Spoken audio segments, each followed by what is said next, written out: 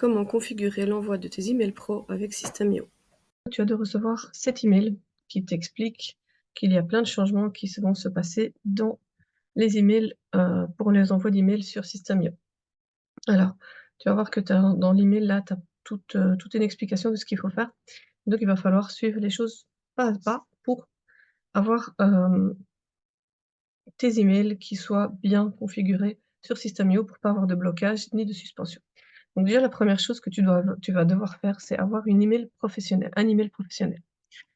Donc, ton email professionnel, ça peut pas être un Yahoo, ça peut pas être un Gmail, ni un Hotmail ou quoi que ce soit. Donc, tu peux garder ton email pour te connecter sur System.io sans souci. Ce que tu dois changer, en fait, c'est l'email que tu vas utiliser pour envoyer des emails. Donc, il te faut absolument un nom de domaine. Donc, tu vas aller sur un site, par exemple AutoSwitch, OVH, LWS, peu importe.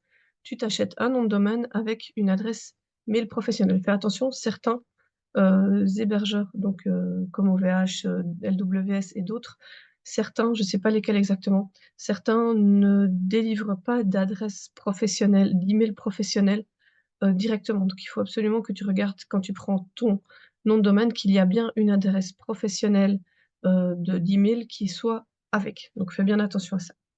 Une fois que tu as donc ton nom de domaine plus ton email professionnel, tu vas pouvoir aller mettre en place tout ce que System.io te demande de faire. Première chose que tu vas devoir faire une fois que tu auras ton nom de domaine avec ton adresse email professionnelle, c'est aller ici dans Paramètres et tu vas aller ici dans Email. Tu vas voir qu'ici, tu as nom de domaine avec statut. Donc ça, c'est ce que tu vas devoir remplir, c'est la première chose que tu vas devoir faire. Alors, tu vas cliquer ici, tu vas rentrer ici ton nom de domaine, donc ton nom de domaine complet que tu as acheté. Donc le nom de domaine, pas l'adresse email ici, c'est vraiment le nom de domaine que tu vas acheter.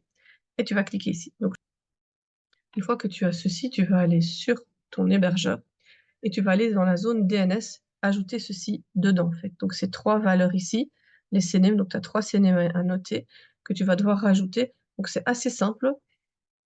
Tu vas dans ta zone DNS. Ici, je suis sur AutoSwitch, mais les autres sont à peu près pareils. Donc c'est toujours plus ou moins la même manière de faire. Donc tu vas cliquer sur ajouter un enregistrement.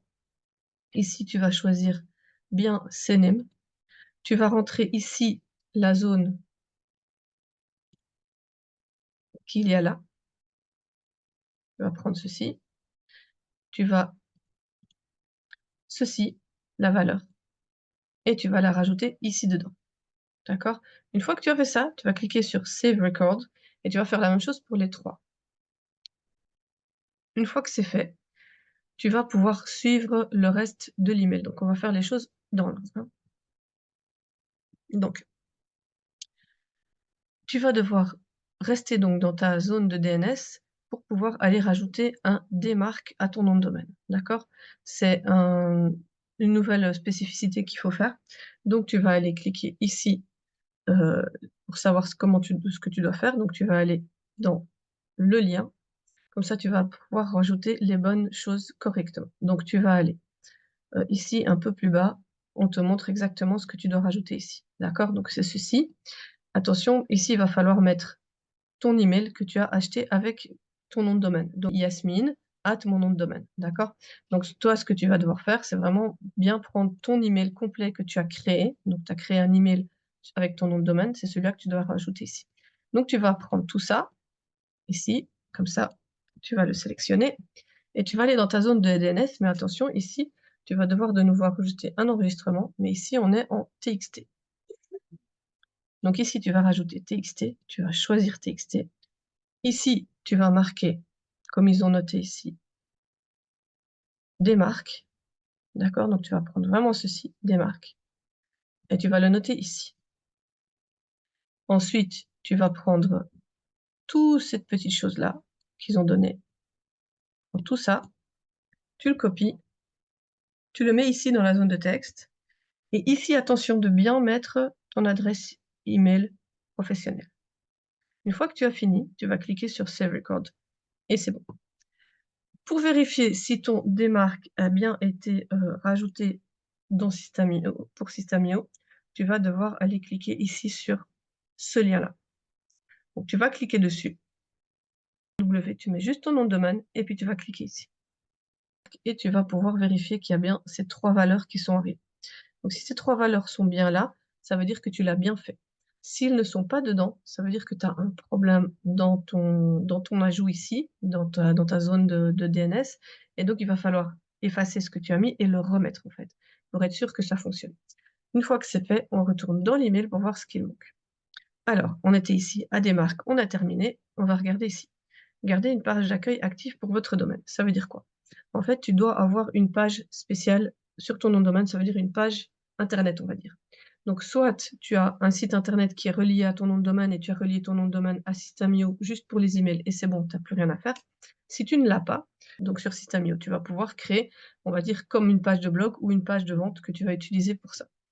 Donc, pour ça, tu vas devoir connecter ton nom de domaine complet à System.io. Donc, tu vas aller ici dans nom de domaine, dans domaine personnalisé, et tu vas ajouter ici ton nom de domaine. Il faut qu'il soit dedans. Il faut vraiment qu'il soit intégré dessus. D'accord? S'il n'est pas intégré dessus, ça ne fonctionnera pas. Donc, tu dois intégrer ton nom de domaine ici dedans. Une fois qu'il est fait, donc ça, c'est la même chose que pour tu vas aller de nouveau dans la zone DNS. Tu vas ajouter ton nom de domaine en cliquant ici sur ajouter un nom de domaine. Tu rentres ton nom de domaine, tu sauvegardes. Les instructions qui vont s'afficher, c'est des instructions que tu dois rajouter aussi. Donc ça, c'est la même chose. Tu vas dans DNS et tu refais les mêmes étapes que ce que tu as fait pour la première étape pour l'email. Donc tu vas faire ça avec ton nom de domaine ici que tu veux intégrer. Une fois que c'est fait, tu vas devoir configurer la page d'accueil de ton domaine. Donc d'abord, on va créer un blog. Donc tu vas aller sur blog et tu vas cliquer sur créer. Ici, tu vas donner le nom de ton blog. Donc, tu peux donner le nom de ton nom de domaine, comme ça, tu sais, c'est simple, ça va rester comme ça. Donc, moi, je vais faire ça. Ensuite, je vais utiliser ici, je vais bien prendre le nom de domaine que j'ai créé. Et je vais cliquer ici, je vais noter ici test. D'accord? Donc, ici, tu vas mettre l'URL de ton blog, en fait. D'accord? Donc, tu vas avoir ton nom de domaine, puis le nom de ton blog. Et puis tu vas sauvegarder, tu prends n'importe lequel, c'est pas important pour le moment. Si tu n'as pas besoin de faire un blog spécifiquement, tu vas juste faire ça. Donc ici, ils disent qu'il faut supprimer ça et de sauvegarder. Donc tu vas avoir une page d'accueil avec ton nom de domaine en fait de base. Une fois que c'est fait ceci, on va aller sur le numéro 5. Donc garder un taux de spam inférieur à 0,3%.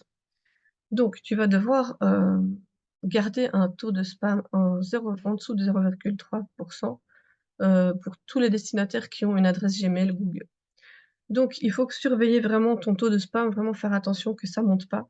Et donc, pour ça, tu vas pouvoir gérer ça et vérifier ça avec un compte Google Postmaster Tool. D'accord? Donc, tu vas tout simplement cliquer ici. Et ils vont t'expliquer en fait ce qu'il faut faire. Donc, déjà, comment ce que tu dois faire pour créer un compte GPT, donc Google Postmaster Tool, c'est pas GPT, ChatGPT, et vérifier le nom de domaine. Pour faire ça, tu dois avoir un compte Google. Si tu n'as pas de compte Google, tu crées un compte Google en cliquant ici. Ensuite, tu vas aller cliquer ici sur le tableau de bord Tools Master. Donc ici, moi j'ai déjà un compte, donc tu vois que ça m'a connecté directement dessus.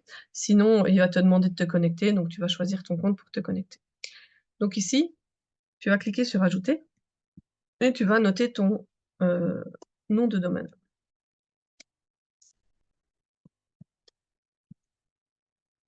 Et tu fais suivant. Donc ici, soit il va te dire que ton nom de domaine a été bien rajouté. Il a bien été rajouté ici. Tu vas pouvoir cliquer ici sur Gérer les utilisateurs.